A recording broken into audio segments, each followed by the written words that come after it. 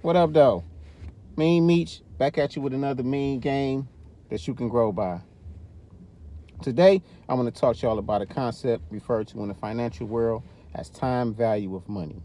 Look that up, time value of money.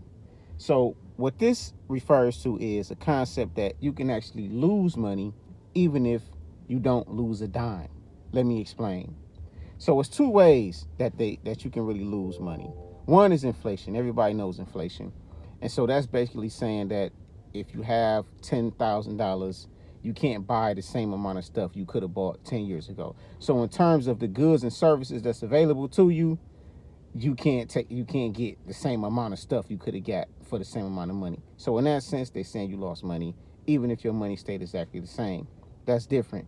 According to this concept, time value of money, you lose the benefit that you could have gained had you done something with the money. It's not that you just can't get the same amount of stuff you can get with the same amount of money, but they're saying the extras that you could have gotten had you taken advantage of a particular opportunity that presented itself.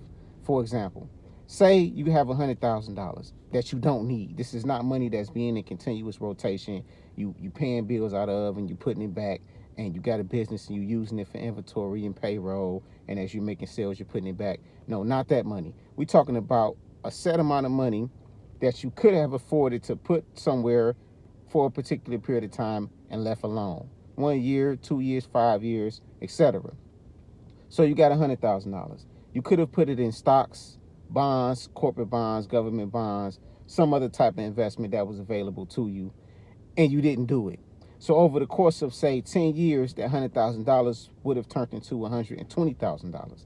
So according to the time value of money, you lost $20,000.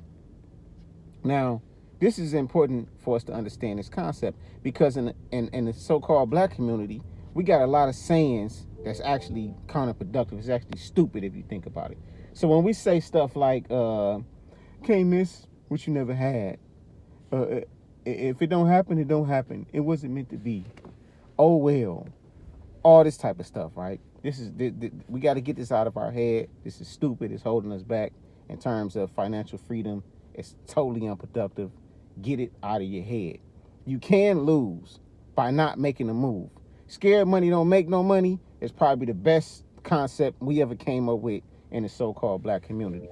So this not only applies to business and finances, it also applies to relationships. Almost everything that applies to business applies to relationships because business is nothing but a relationship. So if you remain in a relationship beyond the time that you come to the realization that it's no longer productive, then you're losing time. The same way you're losing money in the investment world. The only difference is you're losing time from your life.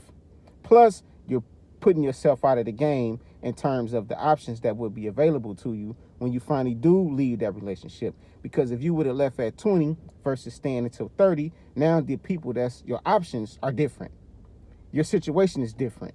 Whether you got kids, don't got kids. Whether you got debt, don't got debt.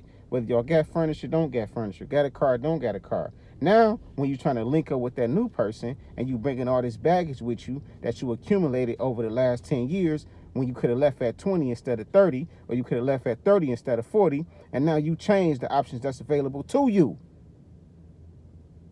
Time value of money.